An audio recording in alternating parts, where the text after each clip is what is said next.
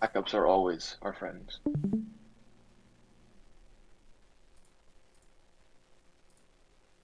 All right, I'm gonna know when you're ready. I'm recording. Okay. Hey, uh, thanks everyone for coming to this. I meant to do this many days ago. Actually, when I opened up this file, it said August 31st is the presentation date. So just things kept happening and whatnot. I'll do my best going through this as well, just given that I made the presentation a little while ago, and there's probably some stuff I had in my head that I maybe didn't necessarily write down. So I'll just go through the slides, and I don't really mind if we have a discussion through the presentation, as long as we don't end up taking too long. So I'll maybe just watch the recording time for that. So yeah, we'll get started. So what this presentation is going to cover and what it won't cover. So I'll cover some ECU basics, sensors, fuel, ignition, cold start, idle, Excel enrichment, knock control, and gear shift control. I won't be covering how to use the Link G4 software. It's maybe something we can do in a different presentation. And I won't be doing or like covering any extremely theoretical topics, mostly because they're just too long, and I might not be able to provide the best and most complete explanation in the time for this. So some terminology that I thought I would cover before we go too far ahead. There's going to be some throughout as well that just wasn't here because that happens to be a lot of the presentation is in things, so there's terminology. But for some things, there's TDC and BDC. This has to do with the position of the piston in the engine stroke. So you have terms such as BTDC and ATDC, so that's before top dead center, after top dead center.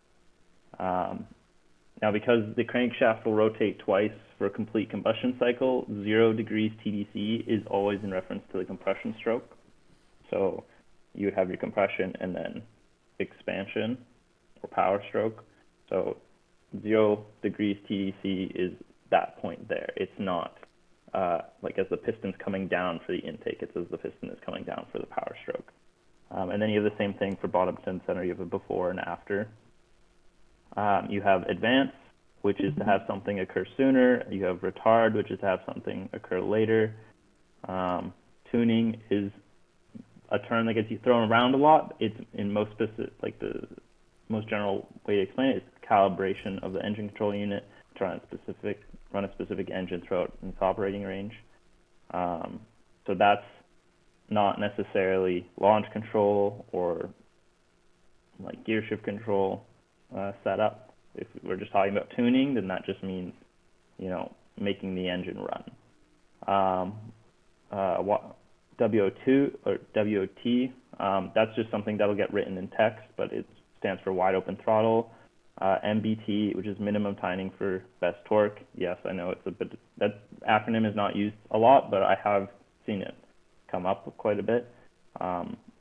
Usually like not in text, but if you watch videos, you might hear it, and sometimes it can throw you off if you don't know what that means. And then another common term is map, which is used to describe a 3D table where 2 of the axes are inputs and your third axis is an output. So you have things such as a fuel table, an ignition table, an e-throttle table, and many more.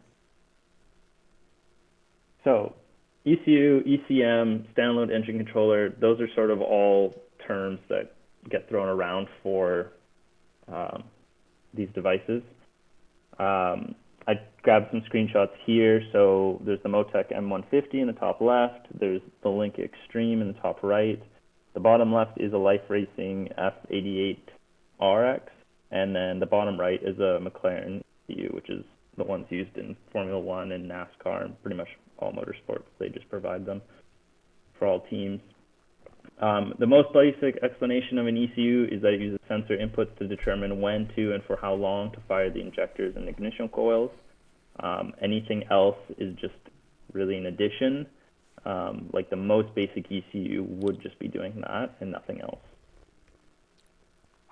So just because a lot of people here haven't dealt with an ECU, and even those of you who have, just from a tuning sense, you don't know a lot about what an ECU actually consists of. So it primarily consists of inputs and outputs, much like an Arduino does. So there's analog inputs on the ECU. So these would be 0 to 5 volt sensors. You will need an additional 2 pins on any ECU for your analog sensors, so a 5 volt source and a sensor ground. Sensor ground is very important to distinguish from chassis ground, and it's not something I'll go over a big deal here because that more has to do with wiring, but a sensor ground is, in general, a cleaner ground for your sensors and less susceptible to noise or electromagnetic interference. So your ECU has like grounds that grounds the ECU, and then it grounds it to the battery, and then you have sensor grounds on the ECU which you ground your sensors to. They're just clean grounds. If you were to ground a sensor to your chassis ground, your battery ground, there's a good chance you'll induce a voltage offset in it or noise, and that's just not very good for your sensors, especially not the ones that are engine critical running ones. Most ECUs have temperature inputs, and they're generally 2-wire, so they have a signal and ground. This is because the ECU will have a built-in pull-up resistor, which is needed for measuring NTC thermistors. Basically, an NTC thermistor just acts as one of the resistors in a voltage divider. So this means the sensor doesn't require a 5 volt source because the 5 volt source is being provided internally. These temperature sensors are just resistors. So if you've ever built a circuit and you can imagine that, that's why you just have 2 wires going to the sensor. ECUs then have digital inputs, which are basically on-off switches, or they are Hall effect sensors. Then you have auxiliary outputs, so you'll have general ones for controlling things like solenoids. They can either switch high, which means they're going to give 12 volts to your device, or they can switch low, which means they'll give ground. Not all auxiliary outputs can do both. You kind of have to look at the ECU documentation to see which ones can do which, as well as how much current they can actually handle. Then you have ignition. In our case, ours is switched 5 volt, and fuel, in our case, is switched ground. So what that means is that to provide the signal, it's switching to 5 volts for ignition, and for fuel, it's providing the signal by switching to ground. So I don't know if I have it in the slide, so I'll just say now, like the fuel injector, it's 2 wires go to it. One is a constant supply of 12 volts, and the other wire is a signal wire that goes to the ECU. So the ECU will switch that to ground, and that's what will allow the current to go through the injector. Some other extra things, these aren't present in all, these are not present on all ECUs, but CAN, lambda, triggers, which have a specific shield ground termination, knock, and thermocouples. So those are things that we happen to have on our ECU, the Link Thunder, but aren't necessarily going to be found on all ECUs. I guess I'll mention that with the trigger. So triggers and knock sensors have their own ground termination, which is further just a clean ground for the sensor. So I have a diagram here of the NTC thermistor, just in case you couldn't picture that in your head. So this is just your basic voltage divider diagram. So you can have your NTC thermistor before or after. This is just dependent on whether or not you want a pull-up resistor or a pull-down resistor. The ECU usually can do both, but not always. If you want to put more temperature sensors on the car, actually that's not totally true. You could do either of these on the car, but I'm bringing this up because we were going to do it ourselves, but like the Link Thunder has 4 temperature inputs, which means it has that built-in pull-up resistor.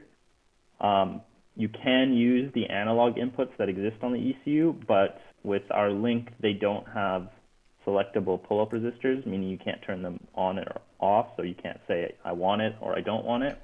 So in that case, you need to basically, you will run 3 wires to your temperature sensor. You'll run 5 volts and a signal wire and a ground, and you'll create this voltage divider circuit with a resistor and your sensor. So in this case, we did the one on the right, so we had 10K resistor, and then we had our sensor. So that's a way to wire in a NTC thermistor into an ECU that you've already used up all your temperature inputs, and it doesn't have selectable pull-up resistors or pull-down resistors. So ECU software, so all ECUs are turned using the same fundamental basics, but not all ECUs are equal. Features can vary significantly, as can the core control strategies. So the way, so on the left here is the software for the Life Racing ECU. The software on the right is the Link ECU. You can see that they are very, very different. Even the way you control or sort of navigate the software varies significantly. On the Life Racing, it was all through the arrow keys on a keyboard. Like, you could not use your mouse at all. And with the Link, you're primarily using your mouse. You can use your arrow keys as well, but not to the same extent.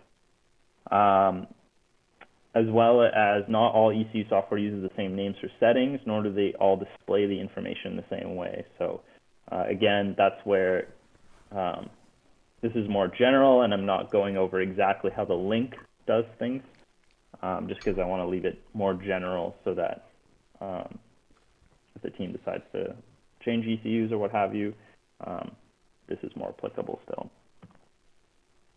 So barometric pressure, this doesn't get talked around a lot, but I thought I'd include it here anyways. But basically, atmospheric pressure is the amount of force exerted on a 1 meter squared column of air. So at sea level, you get 1 atmosphere or 1 bar or 100 kPa. So I'm going to go over some of the sensors now that will get talked a lot about when you are setting up an engine for the first time or tuning. So the first one is the MAP sensor, or the manifold absolute pressure sensor. It measures the pressure inside an intake manifold, which directly correlates to the amount of mass air entering the engine. The measurement is in reference to vacuum, which means in open air, these sensors will read kPa, so they'll read atmospheric pressure. Sometimes you'll see a measurement on the ECU that says MGP. This is manifold gauge pressure, which is reference to atmospheric pressure. So in open air, it'll read 0 kPa. A value of 100 kPa is atmospheric pressure. Can be considered as 100% air, while a value of 10 kPa can be considered 10% air. So that's how that correlation is working out. In most cases, at idle, you would expect to see like 10 to 15 kPa, and at full throttle, you would see 100. However, engines with individual throttle bodies or very small plenums won't have such resolution, and thus you'll tend to see even 100 kPa even at idle, which is true for our car. We see about like 95 kPa at idle because of this. Next is a MAF sensor, or a mass airflow sensor. I'm going over these other sensors because while we don't use them, it's good and important to understand that these do exist and understand why we might use another sensor over this. So this is, again, used for measuring the amount of air going into the engine. It uses a heated wire to measure the mass of airflow. The change in the wire temperature gets matched to the amount of mass flow. It's really common in like cheaper cars. Although MAP sensors, I think nowadays are pretty much the standard for like most modern cars. That was sort of MAP was the cheapo, and there's even other ones that are even cheaper that were used for years back in the 80s, but you don't really see them on current cars. So the next one is TPS. This is a throttle position sensor. It measures the angle of the throttle plate. These can be contact style variable resistors or Hall effect. Most of them are Hall effect nowadays. And now this leads into engine load sensors. So the three sensors I mentioned up above are all considered engine load sensors. So these are sensors used to measure the actual load put on the engine by the person with the gas pedal. This is used in conjunction with engine speed to determine how much fuel to put in the engine. So all three of those sensors can be used to measure the load being put on the engine. MAP is common in cheap vehicles. MAP is probably the most common system nowadays. There's many reasons for this and benefits, and one of the major ones happens to be with boosted engines. This is because the MAP sensor exists after the throttle body, whereas the MAP would exist before it. So with boosted engines, when you get off throttle, the MAP sensor would no longer see airflow, but the MAP would still see that there's boost pressure in the intake manifold, and so correctly provide fuel. TPS is used in place of MAP sensors for engines that generally do not generate a vacuum at idle, or have a high resolution of plenum pressure to correlate air mass flow. A good example of an engine that used TPS was the RB26 found in Nissan GTRs. This engine used individual throttle bodies on the plenum, like after the plenum. So obviously there was not a lot of vacuum sitting behind the throttle bodies just because of how little physical volume existed there when you were off throttle. The next sensor is an IAT, so intake air temperature. So this is used for measuring the temperature of the incoming air. In our case, for the FSA team, this sensor is combined with the MAP sensor, so it's actually called a MAP-T sensor. And depending on the fuel equation mode used, this sensor can be necessary for calculating the amount of fuel required, or it could be used just as a diagnostics tool or for fuel corrections. The next sensor is the crank/cam position sensor. So the crank position sensor it can either be Hall effect or a reluctor magnetic sensor. The ECU utilizes this sensor for measuring the engine speed by knowing the number of teeth on the trigger wheel. It's also used for spark and fuel events by having a missing tooth that corresponds with a specific position of the crankshaft. So on the picture on the top right, you can see you've got the full trigger wheel. So the ECU will use that. It'll generate an AC wave, which gets converted to a rectangular wave, and it basically knows how fast, based on how often those square waves are happening, how fast the engine is spinning. And then by having a missing tooth at a certain position, it can know that that could be at 0 degrees top dead center, that could correlate to 10 degrees after top dead center or before top dead center. By knowing that, the ECU can then know when to fire the injectors and spark plugs.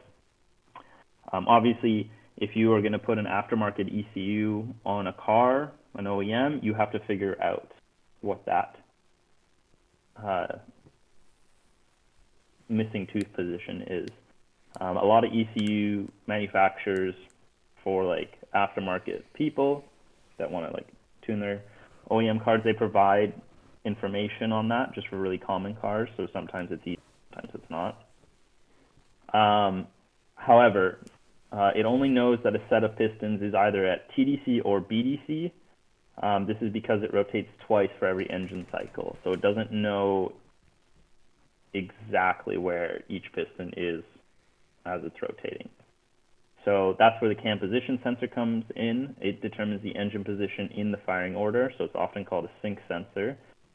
This is because, and it's put on the camshaft because the camshaft will only rotate once for every engine cycle. So by doing that, the ECU now actually knows exactly where every piston is every time it gets triggered. Our Link ECU happens to have a trigger scope on it, which is very nice. Basically, it's just a built-in oscilloscope, and it lets us see the waveforms from the crank position sensor and the cam position sensor. So this is just an example screenshot of what it looks like while the car is cranking. So on the top, that's the crank position, and on the bottom, that's the cam position. So the cam position on this Honda motorbike engine is a bit funny. It's not really a wheel with missing teeth. It's sort of this three-pronged looking thing. Anyways, that's what the wave is that it ends up producing. So now fuel system. So I'll just briefly go over this because it is useful to know and understand, mostly to do with when you're setting up the ECU. So a fuel pump can be controlled by a PID controller for returnless system. This means that fuel goes to the fuel rail but does not return to the fuel tank. In this case, a pressure sensor in the rail is needed for the ECU to modulate the pressure using the pump. However, this can be, like a fuel system can be left as a return style system, in which case a fuel pressure regulator sets the pressure in the fuel rail, and then the fuel pump is just left on all the time. For the injectors, basically these just inject the fuel into the intake manifold or directly into the cylinder via a direct injection system. This is not something you would find on any motorbike nowadays or of current time. Maybe in the future they'll start making direct injection motorbikes, but I kind of doubt it because direct injection is expensive and very finicky. One thing to make note is that injectors of the same model from a manufacturer, so two of the big ones being Bosch and Denso, are not necessarily all the same. Because of this, companies such as Beechworks and Injector Dynamics purchase a large quantity of these injectors and flow match them, which means that if they need to run a 4-cylinder engine, they will make sure that the 4 injectors that are going into it all flow the same for the amount of time that they're open for. This is an important quality, as injectors with different flow rates will not provide the same amount of fuel to each cylinder. So if you randomly threw 4 injectors from 4 different cars into one car, the car may or may not run very well. Actually, if they're all from the same car, it probably runs fine, but like if you're grabbing them from different cars, it's not guaranteed. Even if they're the same injector, just because there's a chance that when the OEM put it together, they would have flow matched them, but between 2 completely different cars, that may not be the same flow match. And so a little explanation of the fuel pressure regulator. So for a return style fuel system, this is used to control the fuel pressure in the fuel rail via spring-loaded diaphragm. Not all fuel pressure regulators are adjustable, but if they are, then they can be adjusted with a screw from the top. Generally, like OEMs, they just do a fixed one because there's no reason for it to be adjustable. But for an aftermarket system, it could be nice to adjust it. In addition to that, a vacuum hose can be attached to the top side, and this will vary the pressure on the top side of the diaphragm. The purpose of this is to add more pressure into the system when the intake manifold pressure goes from vacuum to pressurized or even boosted pressure, as the pressure in the fuel rail must fight against that pressure in the intake manifold to inject the fuel. So if you imagine that at idle, if you have 300 kPa fuel pressure in the rail and about 10 kPa of pressure in the intake manifold, then that means you have 290 kPa of pressure acting on the fuel pressure side, on the fuel side. But as you open up the throttle and the intake manifold begins to pressurize or even becomes boosted, which means you're using a turbocharger to put more air pressure into the intake manifold, you're increasing that inside pressure. And without a sensor or without a sensor on the intake manifold for that to be measured, the ECU doesn't know that that's happening.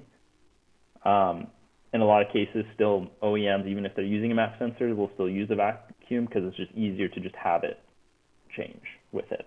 Just always keep that constant same amount of differential fuel pressure. So that's the note there. So when the fuel table is tuned, it is done so assuming that there's a constant differential pressure. The vacuum port, however, can be left open to atmosphere, and a pressure sensor can be used in the fuel rail instead. This will allow the ECU to modulate the injector opening time to account for the differential pressure. So by having the ECU know what the intake manifold pressure is, know what the fuel pressure is, it can see what the differential pressure is, and it'll just adjust how long it should open the fuel injector for. Sorry, I'm just gonna have a drink. So the next thing we're going to talk about is the O2 or the oxygen, or most commonly known as the lambda sensor. So this is used to measure the amount of oxygen present in the combustion exhaust. This sensor is the most important on a combustion vehicle for calibrating the ECU. If this is not working, everything you do does not matter, and it makes doing anything extremely difficult if it's not reading correctly or if it's damaged. So it's really important that these are kept in good condition and make sure they're working. So lambda is a non-dimensional measure of the stoichiometric ratio. So for gasoline, a value of 1 would represent 14.7 to 1. A value less than 1 means that the ratio is less than 14.7, which is called rich, which means you're putting more fuel than is needed to have complete combustion. And then values greater than 1 means the ratio is greater than 14.7, or lean, which means you don't have enough fuel for complete combustion. The reason that people who tune engines will use lambda is for two reasons. First, when switching between fuels, such as E85, you don't have to remember that 19.7 represents complete combustion, and that a value greater or less than this would represent leaner or richer mixtures. Second, it allows for a rapid change in the fuel table. So if you're trying to target a lambda of 0.9, but are at 0.95, then you can just divide your measured value by your target to determine how much you should multiply your fuel cell value by. So in this case, it would be 1.05 times. So that's the equation that's up here in the top left. So that's another reason why using lambda is nice, because it's just you can do these quick calculations when you're running the engine. There's two types of lambda sensors. There's a narrowband sensor, which accurately measures lambda across a really small range of values. This is common for OEMs. And then there's wideband sensors, which are able to measure a wide range of lambda values. You might wonder, why would you use a wideband versus a narrowband? I believe narrowbands are cheaper, so obviously for an OEM that's important. And they're also more accurate at measuring those specific lambdas. So for OEMs that are needing to pass emission control, it's extremely important for them that they can measure very accurate at the values they want, not necessarily across a wide range. Because if you think about it, realistically, you're only ever measuring from 0.8 to 1.2 lambda. Sometimes that means they'll have to utilize two sensors so they can have very accurate at both, but at the same time, sometimes they don't go to one of those extreme ends. The next thing is the EGT, which is an exhaust gas temperature. So these can be used for individual cylinder fuel trimming. However, it's not always accurate because by doing that, you're basing it on combustion temperature, which isn't always accurate. But it's generally used for safety measures, as high combustion temperatures can damage the engine or turbocharger. They have to be mounted as close as possible to the exhaust valve to get accurate readings. And they're very common on OEM diesel engines, but not gasoline engines. You never see them on an OEM gasoline. Again, they're not that accurate at tuning your lambda values. So it's mostly a diagnostics tool. Next thing, electronic throttle. So this is a replacement for a conventional cable actuated throttle. These provide several benefits. So you can have configurable maps between the accelerator pedal and the throttle blade. For a cable, it's fixed and can only be slightly changed by changing the cable cam. You have the ability to automatically blip the throttle on downshift, and you have the ability to modulate power output for traction and launch control. And the ECU can store different throttle maps for different drivers or track conditions. This is why throttle maps have become the staple in pretty much all OEMs now and on all race cars, because the flexibility is just much greater.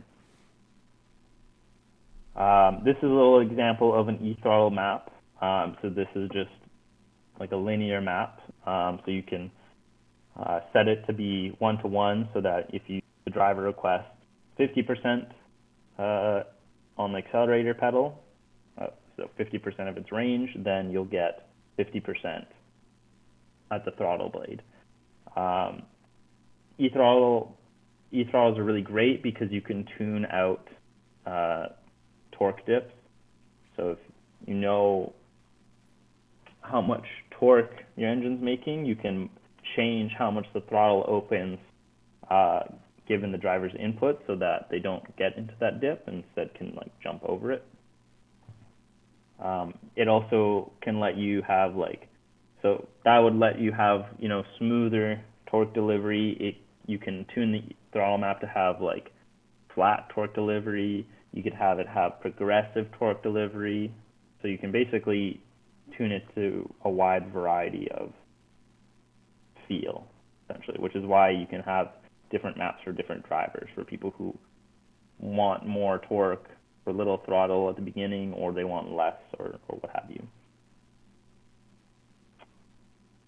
The next thing I'm going to talk about is injectors and pulse width and duty cycle. These are terms that you'll hear a lot if you look into injectors. So the first term, pulse width, is a measurement in milliseconds. It's a measure of the time that an injector is turned on for. And then duty cycle is the percentage of time that an injector is on relative to the amount of between injection occurrences. So the image on the right here shows pulse width as the square wave, and then the duty cycle is how long that is for given the total time that exists. Injectors are generally selected such that they reach 80% duty cycle at wide open throttle and max RPM. This just ensures that they can run properly at the entire operating range of the engine, and gives you a little bit of headroom as well, so that you're not picking out an injector that's going to be at 100% duty cycle at wide open and max RPM, and instead you get a little bit more headroom just in case maybe it does need a bit more.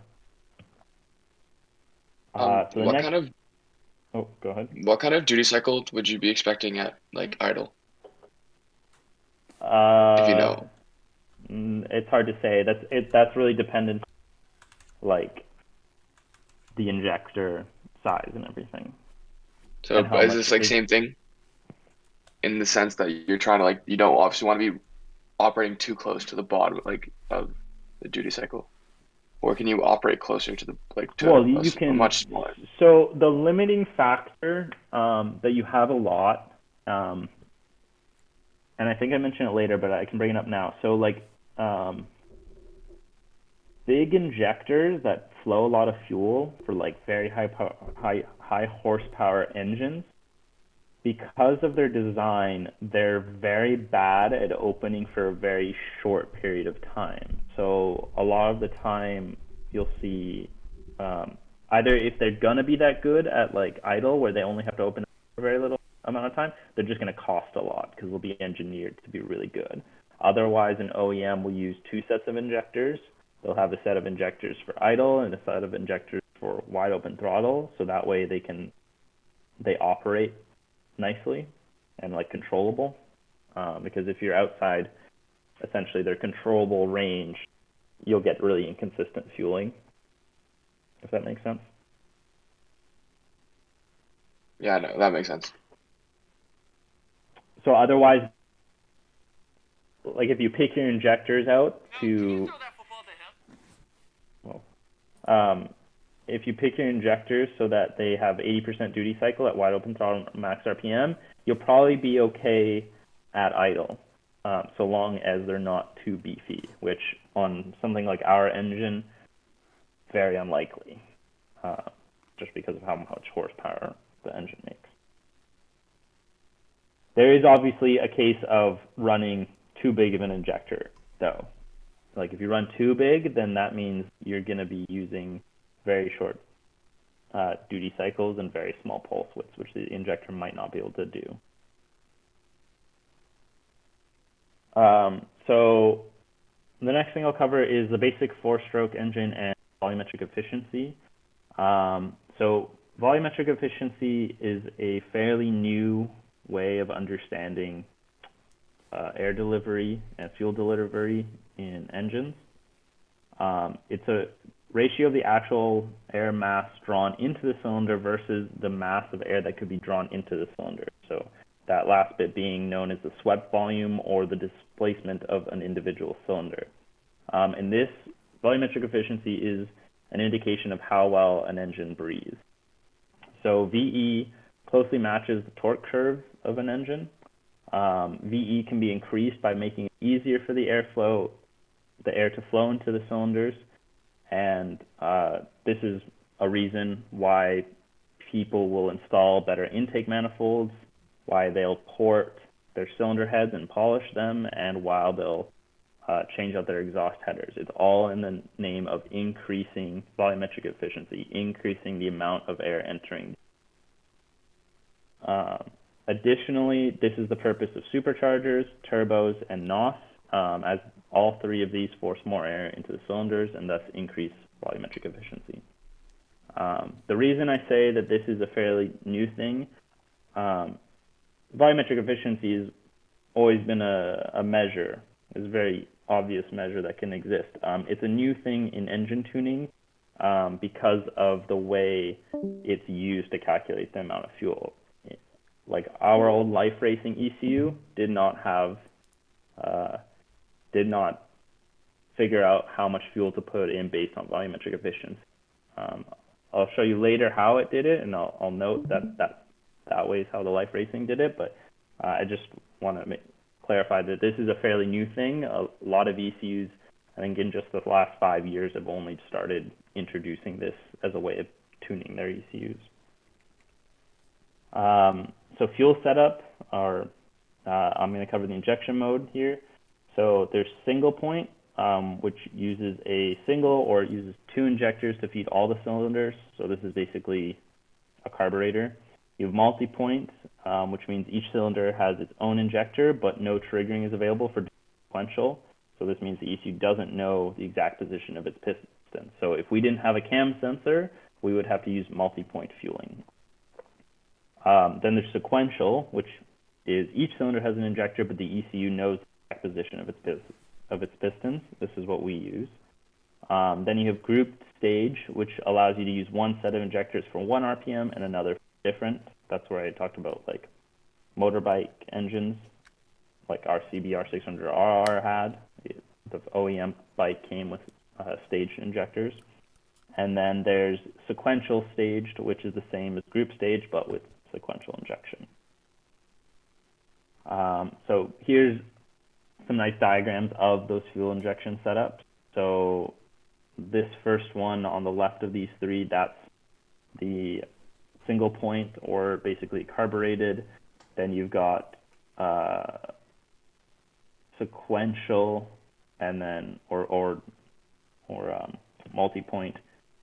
And then this is supposed to be direct injection.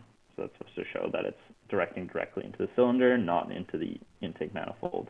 And the image here on the left is an example of how a motorbike does it. So they have a set of injectors down here for idle, and then they have a set of injectors up here for higher RPMs. So the next part of fuel setup is the fuel equation mode. So basically, the one on the left is the traditional. So that's how the life racing ECU dealt with injecting fuel into the engine. So your fuel table was just a value, a table of how long to open the injector for. So when you tune it on the dyno, you would go through the cells and you would change the values until you got your lambda to match your lambda target, and then you went, okay, that's how much fuel I had to put in to get that. A modeled fuel equation, that fuel table uses volumetric efficiency. So that table is not necessarily telling you how much fuel is being injected, but rather how much air is entering the engine. Obviously, that is directly correlated to how much fuel is going in, but it's not an exact value of how much fuel is going in. The modeled fuel equation is beneficial because you can change the following without having to retune the table. So you can change AFR target, you can change fuel pressure, and you can change fuel injector flow rate. So you could change out your injectors to completely different ones without having to the engine. That traditional model, you had to retune the entire fuel table or a section of it depending on what you changed. So if you decided you didn't want 0.8 AFR at a certain part of the engine operating range and you wanted 0.8, if you changed that value in the target table, you had to go back and tune the fuel table to actually set the fuel injector opening time. There's a way you could have figured out just what to change it to, but it's obviously that you can see how that's more difficult. With the modeled method, which is what we use, we can tune the fuel table at some AFR targets, and then we can decide we want to change those and we don't have to retune it. However, to ensure that this works correctly, you have to make sure that all the data from injectors is correct, that the sensors are calibrated correctly, and that the fuel charge cooling coefficient is set correctly. I'll just mention the last one on the right-hand side there. That is modeled, but it's the multi-fuel modeled fuel injection. That's basically for cars that have the ability to run gasoline and E85. It basically, by using a sensor, it figures out what blend of gas and E85 it has, and can basically create a new fuel table based on that, or it calculates how much fuel to put in based on that blend. But when you do that, you have to tune the engine with 100% E85 and 100% gasoline. So it requires a lot more work, obviously. So I'll go more in depth into the modeled fuel equation because that's what we're using, and also a bit of a more blown up image here. So at the top here, you have what some of the data you have to be able to put in / needs to be measured. So you have the VE table, which is your fuel table, your load, which can be your map sensor. The ECU needs to know the engine capacity, the number of cylinders, the fuel charge cooling coefficient, and the charge temp estimate. And the charge temp estimate is basically an estimate of what temperature is the air actually entering the engine at. So it does this based on the intake air temperature measurement, the engine coolant temperature, and the fuel temperature. Because once the fuel gets injected into the airstream, it changes the air temperature. And as the air passes through the cylinder head, the air temperature changes. So it uses all three of those temperature values to estimate what the temperature of the air actually entering the engine is. So if you are looking at the engine while it's running on the computer, you can display that value, the charge temp estimate, and see basically what the ECU is calculating the air temperature to be. The fuel charge cooling, that's, if I recall correctly, it has to do with how the ECU understands how much the air temperature will change when the fuel is injected. So based on all those values, it figures out how much air is entering. Then to calculate how much mass of fuel to put in, it uses the lambda target, which is a table you set in advance, what the stoichiometric ratio is, so that's dependent on the fuel, what density fuel it is, and the fuel density temperature coefficient. So again, that's all based on the fuel, so like fuel density, and then the fuel density temp, that just has to do with the fuel temperature sensor. It's able to correct that if the fuel is hot, then it's going to have a different density. So based on that, it knows how much fuel mass to inject, and then based on that, and the injector characterization, which you have to provide the ECU, it's able to actually determine how long to open the injector for. So this model of fuel equation is a lot more complicated because it's not just you telling the ECU, yeah, open the injector for this much time because I know that's the right amount of fuel because I watched the sensor for you. This is more like the ECU understands how much air is coming into the engine and then does all the math to figure out how much to open the injector for.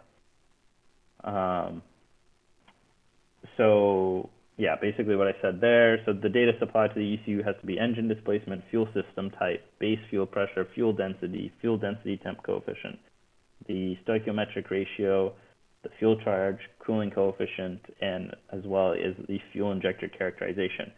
This is another very important reason why using injectors from a reputable source is important, because without that fuel injector data, the ECU doesn't know what is being used. It can't make adjustments for changes in fuel pressure, which change how the fuel injector functions. I'm just gonna have a drink. So this is something I brought up, or I mentioned earlier, and I realized it was a little early, but I'll go over it now. So AFR target. So this is a table you need to set up before you ever tune the engine, because while the ECU may not use this or the ECU does use this for determining how much fuel to put in, it doesn't necessarily make corrections based on this unless you tell it to. So there's no exact rule on what AFR values you should be using. In general, it is accepted that, the text is being blocked. Sorry, I can't read that.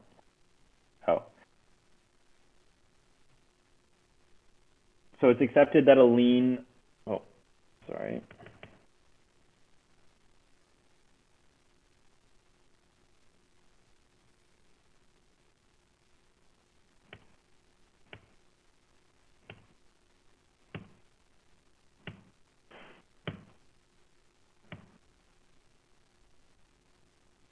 There. I might have stopped recording by accident, but I can't tell. In general, it's accepted that a lean AFR will provide improved fuel economy. This is because you're putting less fuel in for combustion, while a richer AFR will provide more power and cooler combustion temperatures. This is because the fuel injected will absorb heat to change from a liquid to a gas. So basically, that's the best explanation that they can be given. When you're tuning on a dyno, you can basically hold the engine at a specific load and RPM and change the AFR and see what differences in power output you get, so that you can obviously optimize for peak power or peak efficiency as well. That's what the OEMs would do. They would vary the AFR to determine which AFR are they producing the least amount of harmful emissions. But basically, a good rule of thumb is that you can use this left-hand diagram as a very rough rule of thumb. Even it's not quite correct. But basically, 0.8 is your high RPM, high load, and then your idle can be lambdas of 1. And then everything in between is just a smooth transition. So the fuel table. The fuel table is a 3D table with engine RPM as your axes. So your engine load being TPS, MAP, or whatever other sensor that can be used. The table values are either pulse width, which is a traditional fuel equation, or volumetric efficiency for the modeled. And an ECU can have multiple fuel tables that could be driver selectable. This is common in motorsports specific ECUs, as they will have different maps for different fuel usage strategies. Our link doesn't have many. I think you can do 2. The life racing, I think you could do 8. Um,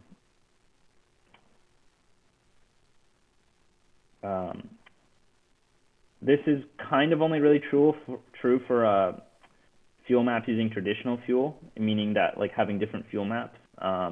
In fact, with the model fuel equation, you would just utilize different AFR target tables to achieve the same purpose, which hopefully makes sense after I explained how the VE table is a little different than the traditional and the values you're using. By changing that AFR target table, you're changing how much fuel is going in.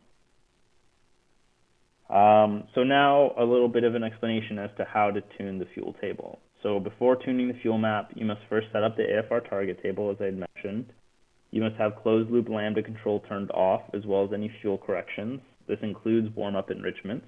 This is to make sure that the ECU doesn't have any control on fueling except for from this table.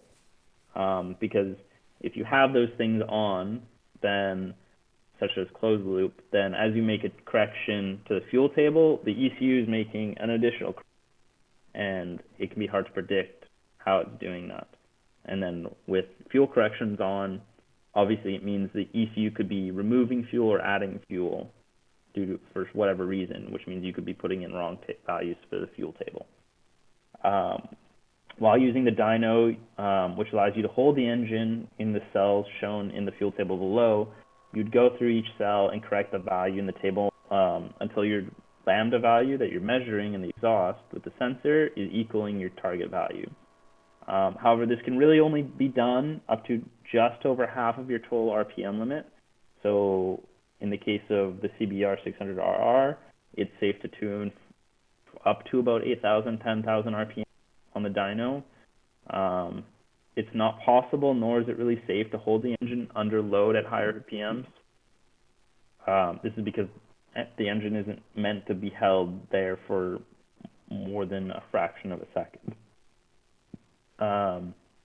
So to tune those high RPMs, you would just do pulls on the dyno at fixed loads and look at the log file and adjust based on that. You can make the adjustments based on that equation I mentioned earlier. And this will take you about 2 to 3 tries for each load axes. The link ECUs have several ways of helping speed up this procedure, which is nice. So there's the mixture map and there's quick tune. So these allow for faster tuning of the fuel map by having the ECU calculate the adjustment required to each target AFR. So the person tuning you can then choose whether or not you accept the correction, or you can actually have the ECU software automatically update the fuel table on its own.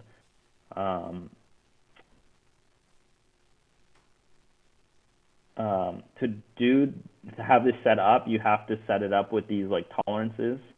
So like how well is it held within the cell, how long is it in the for, and things like that. So that when you're the idea for this is like if you're driving on the road in the passenger seat, you can just drive around and it'll be making the corrections. But obviously you don't want it to make a correction when you did something silly. You don't want to just like all of a sudden say all the fuel or no fuel and it blows the engine up. So these are a tuning aid. They are not does not replace someone who knows what they're doing.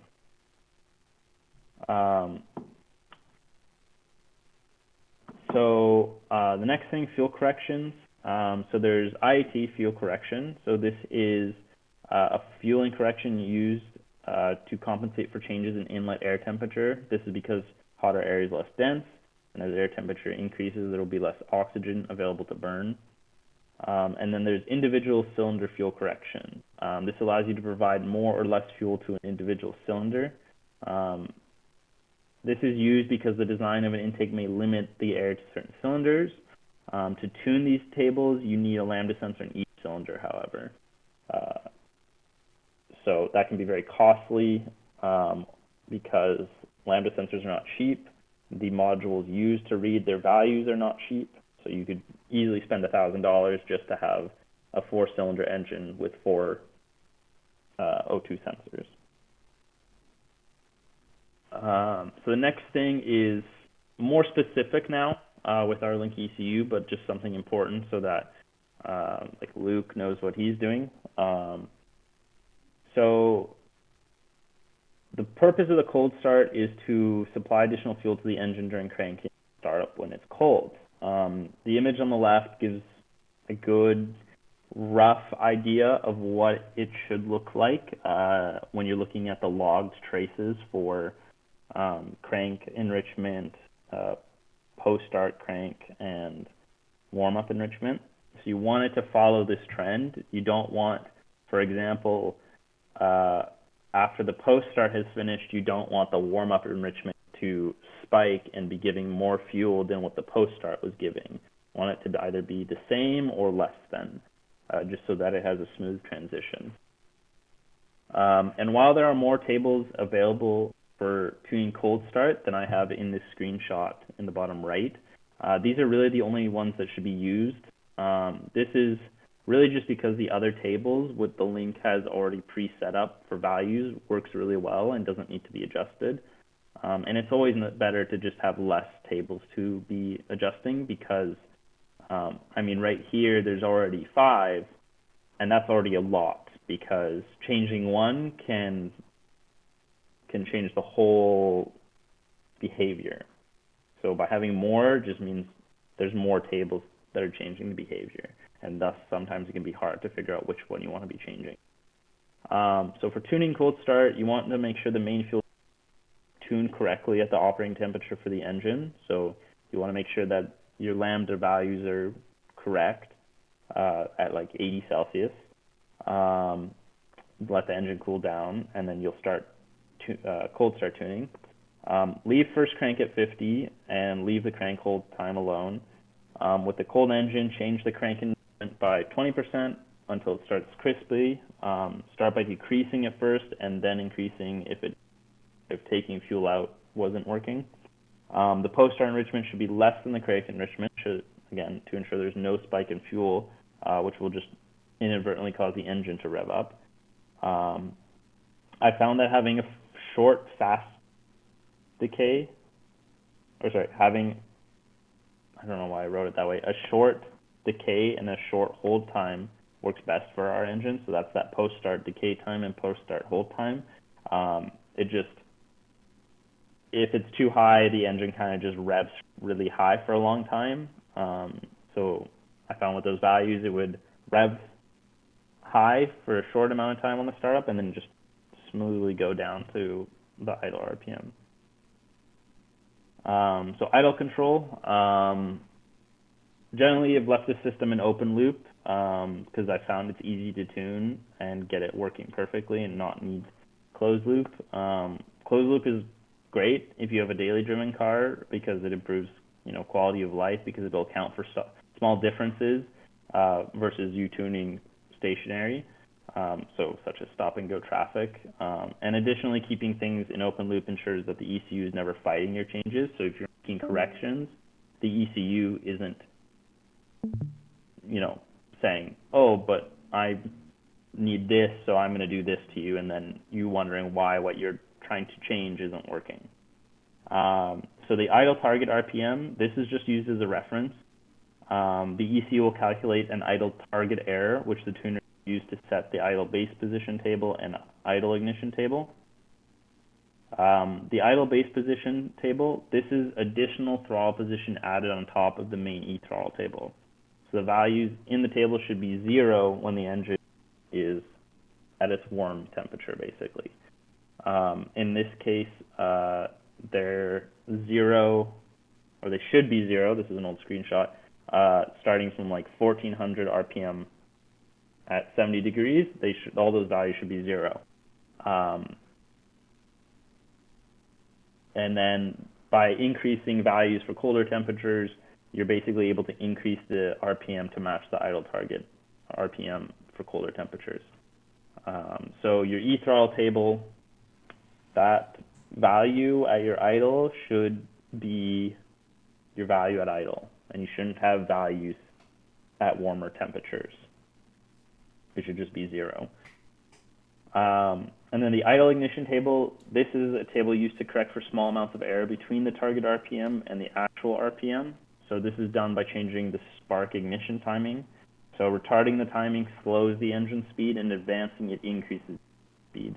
The value at 0 error should equal the value in the main ignition table. So at the time of when the screenshot was taken, the value at 1400 RPM at idle was 15 degrees. So then I have these idle target error corrections for the ignition. So closed loop lambda now. So closed loop lambda is a control system that allows the ECU to make fueling corrections by adding or removing a certain percentage of fuel from the main fuel table based on the measurement is the reading from the lambda sensor. The control system can be set up with on-off variables, so RPM, load, and temperature outs. So it doesn't make corrections until the engine's warmed up. It only makes corrections when the driver is above, or I think it's above a certain RPM and above a certain TPS load, or vice versa. It has a maximum trim limit, which ensures that the ECU control system cannot accidentally add or remove dangerous amounts of fuel. If the fuel table and the accel enrichment is tuned correctly, though, closed loop control is really not necessary for an FSAE or race car. This mode is usually, again, used for daily driven vehicles to make small corrections when driving in traffic and such, and for like emissions and stuff. For us, for an FSAE, it's just more time being spent on this instead of something else. So accel enrichment and overrun fuel cut. So accel enrichment is an addition of fuel. Overrun fuel cut is removal of fuel. And this is done under rapid transient throttle changes. So more fuel is going to be needed when you rapidly open the throttle up. This is due to wall wetting, which basically in this picture here is when the injector spray hits the wall of the manifold and turns into liquid. This wall wetting prevents fuel from entering the cylinder, which results in a lean condition. Obviously, that makes sense. If it doesn't go in the cylinder, then it means we didn't get the right amount of fuel in, which means it's going to be leaner than we wanted. You don't want to tune this based on lambda values, however. You really need to tune this based on driver feel. Just because sometimes, you might hit the right lambda, but it might feel like garbage just because of, it's not quite reading it correctly on those rapid throttle changes. So if the driver just slams the throttle, you don't necessarily want to look at the lambda value. You want to hear what he or she has to say about how does that response feel. If it feels bad, then you want to adjust the accel enrichment. A similar event happens when you get off the throttle as well. The puddle gets sucked into the engine, resulting in an over-rich condition. Thus, we use overrun fuel cut to actually remove fuel from the injectors so that it's not spraying as much as it would be under a steady state condition. The next thing to talk about is injection timing. So there's a table in the ECU that the ECU will use to determine at what point to open the injector during the engine cycle. So we have this table because we have a cam position sensor. So again, the ECU knows where the throughout the entire motion. It also knows when the valves are opening and closing. Or, well, we know when the valves are opening and closing, but the ECU knows the timing and everything, so we can sort of tell it when to spray correctly. It's easiest to set the values in the table to be an end of injection value, as this is the aspect we want to control. We want to tell the ECU when to stop injecting fuel. We're not really interested in when the injector opens. And in general, you want the end of injection valve is still closed, but just about to open. This is because when the fuel hits the hot intake valve, it'll vaporize from the liquid to gas. And this is important because like liquid fuel doesn't combust well. It's better as a gas, and it mixes better as a gas with the air. At higher RPM, it might be beneficial to the end of injection occur while the valve is open to help with mixing because of the fast-moving air charge. Additionally, if you are running into a situation where you can imagine that if you're spraying as the injector valve is closed, you have a limited amount of headroom till you're injecting the valve while a whole nother valve is open, which is not ideal because it can cause that fuel to just get sucked backwards. Injection timing is one of these things where, again, on the dyno, you change the values and you can see how much horsepower you're making. You can see how much emissions you're generating to optimize it, but the best rule of thumb is just right before the valve is going to open is the best time to have the end of injection value. So the diagrams here, the one on the right, that's just a general diagram. You can see the exhaust valve opening and then the inlet valve opening. So you are actually injecting fuel way before the intake valve opens. And then the diagram at the bottom is our engine's intake valve and exhaust valve opening time and lift amounts. Ignition setup. So for ignition modes, there's a distributor, which is a single coil used with a distributor. So it's a very old style way of handling ignition. Wasted spark.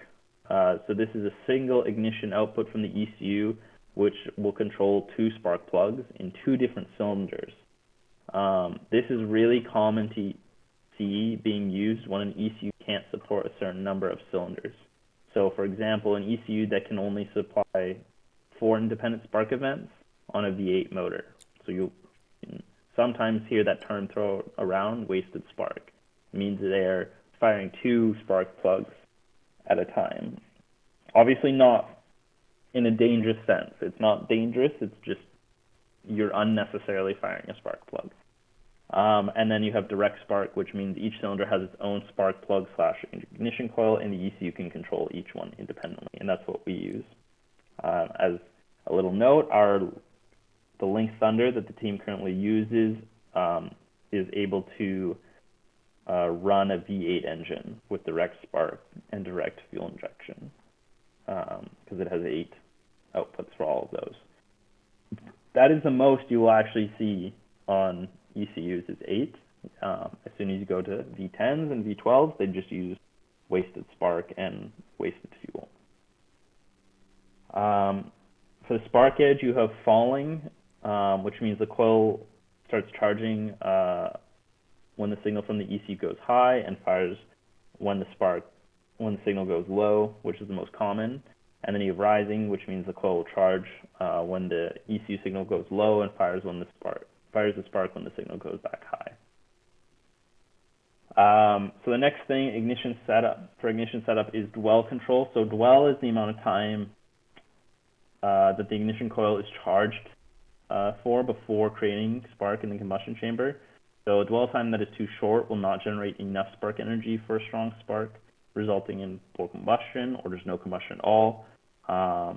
Dwell time that is long provides better spark energy, but will cause the ignition coils to deteriorate faster because it's just you're putting more load onto them.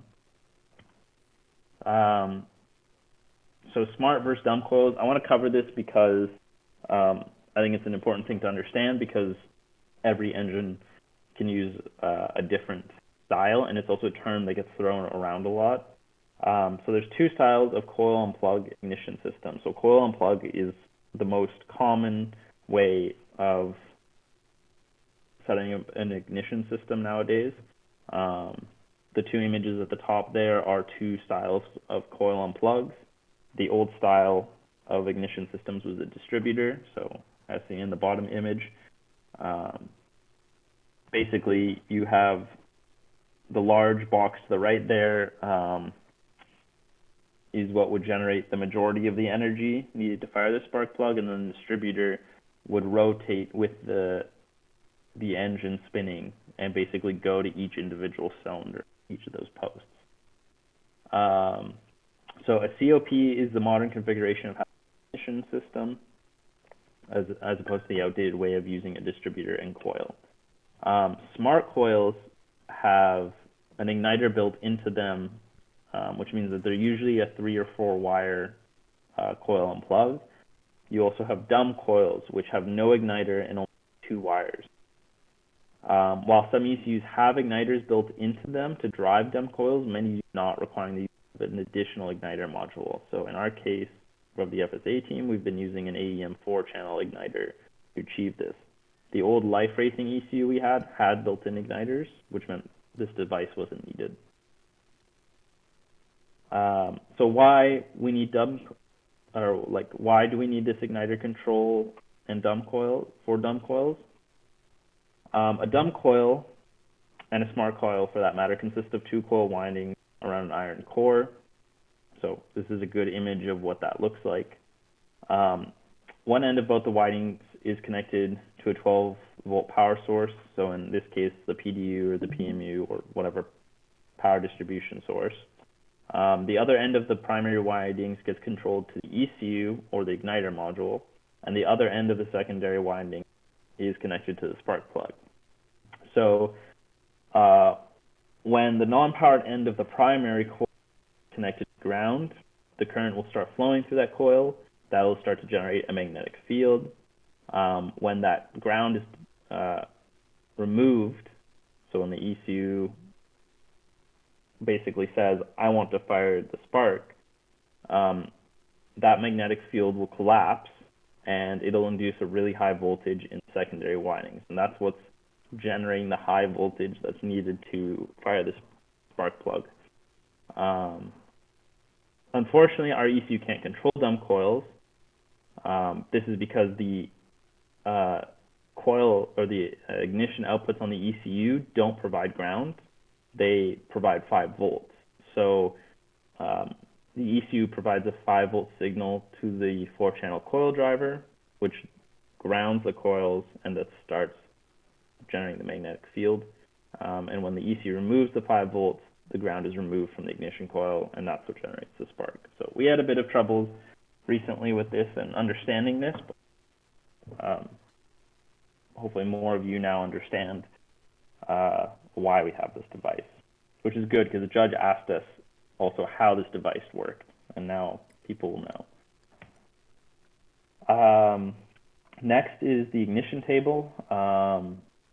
So ignition timing is about getting peak cylinder pressure at the right time in the cylinder stroke. So you can have a wide range of, like, for each cell in the ignition table, you can realistically have any ignition value you want. It's not like fuel where there is an exact perfect one.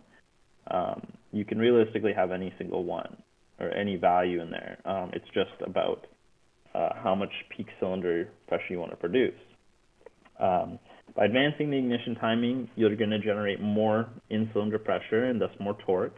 However, if you advance it too much, then this pressure will start to fight against the motion of the piston as it goes up, thus reducing your torque. So if you think about it, basically, as the piston's coming up, before it ever reaches top dead center, you're going to fire the spark plug. If you do this too late, then you're not going to generate a lot of cylinder pressure because the piston will have already started moving downwards. So you're having less volume for your combustion, which means less pressure. However, if you fire too early, then as the piston's coming up, your combustion is starting to fight against the piston movement. So you're just reducing torque. So basically, you're trying to get the peak amount of pressure in the cylinder at the perfect time so that you're assisting the cylinder as it moves down. As engine RPM increases, ignition timing needs to be advanced due to the faster speed. However, another factor is the amount of air fuel in the cylinder. At idle, there isn't a lot of it in the cylinder. This means it takes more time for cylinder pressure to build and requires the spark event to happen sooner. At wide open throttle, we have a lot of air and fuel tightly packed together, and thus the combustion event happens much faster, meaning you don't need the spark to happen as early to achieve peak cylinder pressure. Generally, as VE increases, we don't need as much ignition timing to be, we don't need the ignition timing to be early, as the combustion event happens much faster. So the diagram at the top right there shows kind of the general trend that you would see of ignition timing and volumetric efficiency. So basically fuel table and ignition table. So as the fuel table increases, you should start to see the ignition table decrease. And the best way to set these values is to tune it on a dyno, because the dyno can tell you how much torque the engine is producing, and then that way you know that you're making that peak cylinder pressure for a certain amount of ignition timing. Here's an example of an ignition table.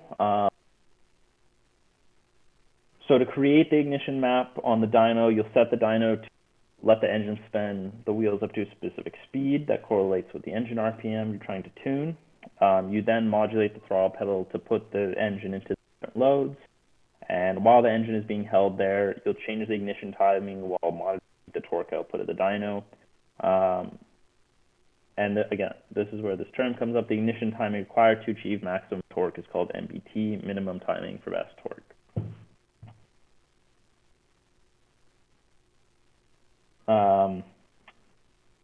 This is just a small thing. So engine protections, we currently only use RPM limit as an engine protection. This limits the engine RPM based on the engine coolant temperature. So once the engine's warmed up, you're allowed to rev the engine higher, and when it's colder, not as much. This can be set up to do the limiting based on a fuel cut or an ignition cut. However, fuel cut is the safest option, as the ignition cut can be damaging to the valve train components. Another weird quirky thing that happens to be with our ECU, the Link G4 Plus, it has a 200 RPM soft cut. This means if the RPM limit is set at 5,000, it actually starts to cut at 4,800 RPM. So if you didn't want this, you would set the limit to 5,200 to account for it. Also, the G4 Plus has an advanced mode for RPM limit, but it's not necessary to use it. It's just way too much extra to be dealing with. The basic RPM limit cut is perfectly fine. Electronic throttle control setup. There's not too much for setup. You mostly need to make sure the sensors are calibrated. When first setting up an e-throttle, you need to tune the PID control.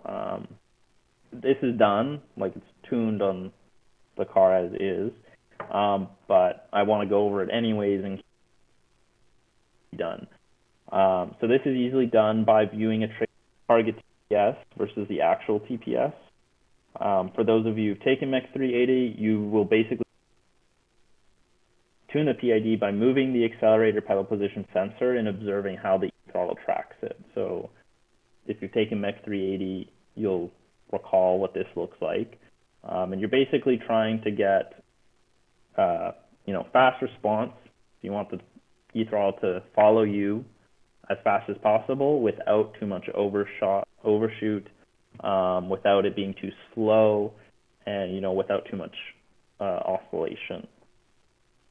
So this was done when we got the Link, and I reviewed it in 2019 or 2020, and it still looked good. So I haven't touched it personally since. I only ever just make sure the throttle position and accelerator position sensors are calibrated.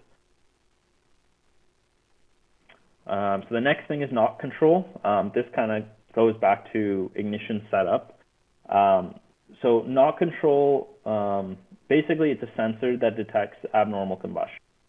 It's essentially just a microphone that's tuned to measure a specific frequency. There also exist sensors that can read a wide range, and then this is set up on the ECU which frequencies to measure. When using a knock control, Basically, if knock gets detected, the ECU will retard the timing. So it's mounted on the engine block by the cylinders. Most of the time, you just have one sensor. There's really no reason for more.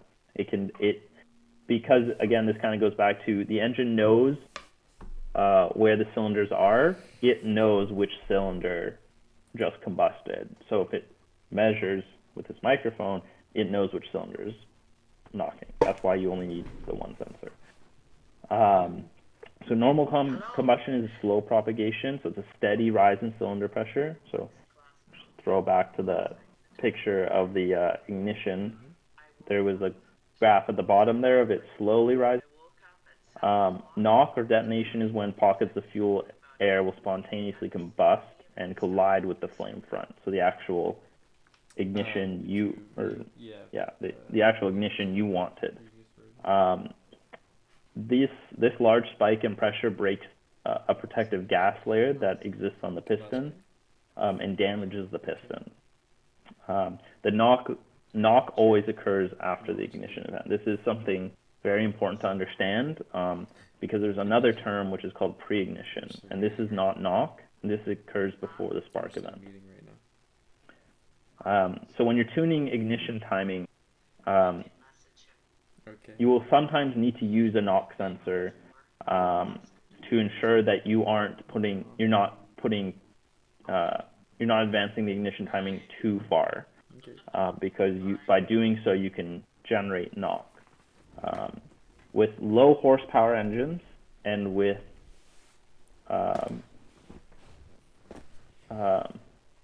mainly low horsepower engines, knock is not a concern because if you do happen to, even if you do happen to generate a bit, it's not damaging because you're just not making that much, you're not exceeding the manufacturer design, even at low amounts. I've also heard from people that motorbike engines aren't susceptible to knock. That by advancing the ignition timing, you will actually hit the point of not gaining anything by advancing. So you never actually reach this point of knock because by the time you get anywhere close to it, you've already stopped making horsepower. But I'll explain anyways because it's good to have set up knock so that you can be viewed and just make sure that it's not happening. So basically, to set it up, you have to determine the knock with the equation shown. It's not here. My bad. Again, I did make these slides a while ago. But there is an equation for determining the knock frequency, and it's based on engine bore, so the diameter of the piston. If you're not getting a good signal, you can try to double the value. That gets you into the second harmonic. Use a narrow band filter over a wide band because you don't want to pick up other noise. You just want to look at that single knock frequency. You'll want to set the gain such that at wide open throttle and max RPM, values are around 400 to 500 because this will give you better resolution and a better threshold. You can also set the gain on individual cylinders. Cylinders aren't matching, so if one cylinder is showing higher values, then you can adjust its individual gain so that everything is in line.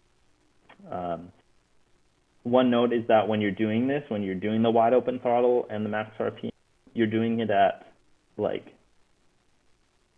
safe ignition timing. You don't want to have crazy amounts of ignition timing because you might be inducing knock without knowing it. You can kind of hear it when it's happening, just on the engine noise. But if you're in a loud dyno, it can actually hear it. Then you also have a knock target table, which tells the ECU when it should, detect that a knock event occurred. These values should be set while running the engine, the ignition timing that is not inducing knock, and then increasing these values by 10%. So just giving you headroom above normal expected combustion. So the screenshot above shows the knock levels in each of the cylinders. and then there's a line there, the knock threshold, so that's from that table. So you can see that as engine RPM is going up, which is as you go to the right there, the noise is increasing and that threshold is increasing with it. And only if those values go above that threshold does the ECU say, oh, knock occurred, I should remove timing. Okay, so gear shift control. So this is another thing I just want to, because it's a system that the team will have to tune. Basically, driver requests gear change via the shift paddles. This signal is fed into the ECU with a digital input. The ECU determines what sort of shifting is occurring and changes the gear shift control status from off to driven upshift, which is the driver's on power, so he's got the throttle foot down and he hits the upshift power. The ECU will cut power by retarding the ignition for a short period of time. The other option is over on downshift, which means the driver's not on the throttle and he's hit the downshift paddle. The ECU checks that the engine is below a maximum downshift RPM, so this is to make sure that when it does downshift, or that the driver is requested a downshift when it's acceptable, so that if you didn't have this, then the ECU could end up downshifting and put the engine into an RPM that's much higher than it's capable of being at. The ECU will then blip the throttle to bring the RPM up for the lower gear. And then an auxiliary output is used to control the shifter shift direction. So if the control system is in driven upshift, it will command the shifter forward. If the control system is in overrun downshift, it will command the shifter backward. The ECU monitors the gear position sensor to determine when the shift is completed, and once it has, the auxiliary output gets disabled and the shifter will lose power. In this case, in the case of an upshift, the torque is then reintroduced, so the ECU brings back the ignition timing. So with the system we have, the driver can keep the foot down and upshift all they like, and then on the downshift, he can just be on the brakes, downshifting, and the ECU will open the throttle for him. And that's everything. So if people have questions and we want to just have a little discussion about stuff, then yeah, we can now. Awesome.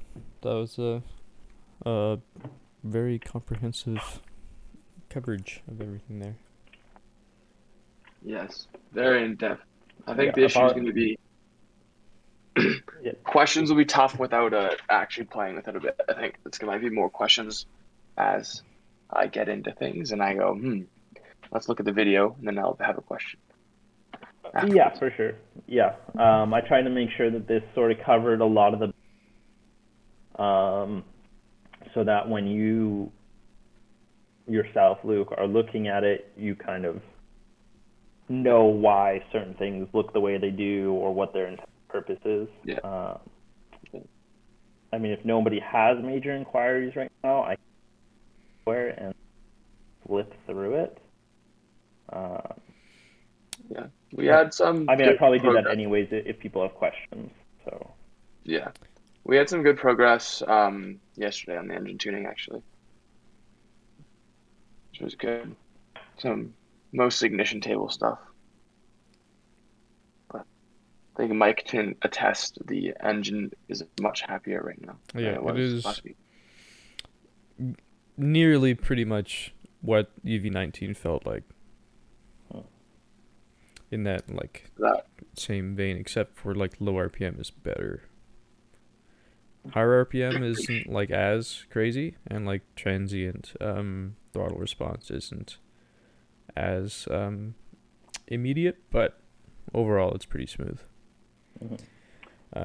Yeah, one thing I'll bring up that I had read recently while I was on my travels. So it actually looks so. Luke knows this and Mike knows this. We put a lot of we advanced ignition timing a lot at idle, which did improve it and made it very nice. Yeah. But I have read that that's not. There is a point where because you can keep putting in more ignition timing, and it may or may not necessarily get slightly better, but it is better to sacrifice that nice ignition timing for lower value, because it can improve, um, basically like get up and go Yeah, characteristics. Mm. that's So almost there's a exactly what we. there's a good chance that we have gone too far and that it's maybe better at like 20 degrees instead of 30. It'll be just as good, maybe slightly worse, but you'll have a bit better, get up and go from those low So, RPMs. what you just explained is exactly what happened yesterday. So Yeah, that's exactly what Joel did. Yeah. we've cut ignition timing at lower RPMs for that Yeah. exactly that reason, and it gave us exactly what you explained. We got to get up and go back. I did have one question. It was for not Excel enrichment. It was overrun fuel cut. Mm-hmm. Um. What was my question? So for overrun fuel cut, right now we're going very lean on fuel. On the On Lambda sense. Off on throttle. like off throttle, but Okay, so that's where it's too again much. you can't read into the lambda values when you do that. Mm. You can't look at lambda for either. It's not like it's Is it just more not of like seeing a it right. sound thing? Like it's gonna like Yeah, break it's up a and like sound and backfire? it's yeah, exactly. So for overrun, you're really listening that if you're not cutting enough fuel, you're gonna hear lots of popping. Yeah. But you can't trust the lambda values because I forget exactly what it is, but basically it's not the engine is getting the right amount of fuel, but the sensor isn't seeing the matching combustion event to that. It's seeing like a different. It doesn't match. It can't match the transient events with the what it's reading very well. Yeah, like when you shut the throttle, um, like the engine can still be getting the right fuel. It's a delayed reading Yeah. because So it's yeah. too fast. Mhm. The transient is too quick that the sensor isn't like if the sensor was closer to the cylinder head, you probably could see it right, but you can't put the sensor that close to the cylinder head because the exhaust gas is too hot for it. Yeah, because right So now it sounds fine on Yeah, throttle release. yeah, So. and then the accel enrichment is just going to be driver feel. If it Mm. feels like it's bogging, I mean, the feeling can either be because it's too much fuel, definitely because it could be dumping too much, and then Mhm. it's just like flooding the engine.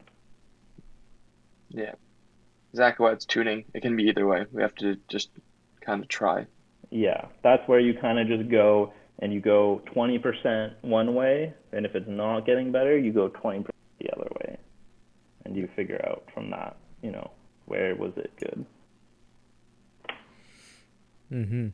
I think at this Very point, confident. right now, the car is almost as good as it's gonna get via like road tuning, just because a lot of the feedback is so subjective that getting concrete numbers on the dyno would only be the kind of best way forward to make actual improvements. Well, no, like if the car still doesn't like transients, then you have to do it off steel. Yeah, If it now it if it does. drives Yeah. if it drives great steady state, then you don't need the dyno. Yeah, there's some figure. I think there's some figuring out to do. When I drove it compared to my Western, it was a lot different as well. It's very um likes to bite. Yeah, yeah. I mean that definitely. I kind of expected both just because of like Western, you're driving a bit differently. We didn't really have a track. No, 100%. But even just from feel, it's a lot different. And I think that everything we've done so far, the dyno and then Western and then the test day tomorrow's kind of rounded the car out a lot. They've all improved different parts of what we were doing, Yeah. and I think we're at a pretty good. Exactly, you said. Not, I don't think any one of them in isolation makes a very good tune. No. No. that you miss things. You go, you have a great time on the dyno, you come off. It was like we went to Western. We thought it was like running so much better on the dyno. We came to Western. It was like, what is this? Yeah, because the And the dyno is same all thing. steady. The dyno is all Yeah, steady state, which is not you actually driving. It is yeah. And then we went important, from but it doesn't. It's not the whole picture. then we improved at Western, and we're like, great. And then we took it to the parking lot, and it was again just bad in other areas. And then we managed to tune that out, and I think I'm pretty happy with where it is right now. We have other like I think we're getting into some of the other engine tuning stuff, like auxiliary, like the probably hot start is a big goal next. Hot start is still pretty questionable. Mm-hmm. Hmm. Um, we have some issues to figure out with starter and just power distribution now that we switched over to the PMU, and then it's just shifting as always. As obviously we've changed control systems, so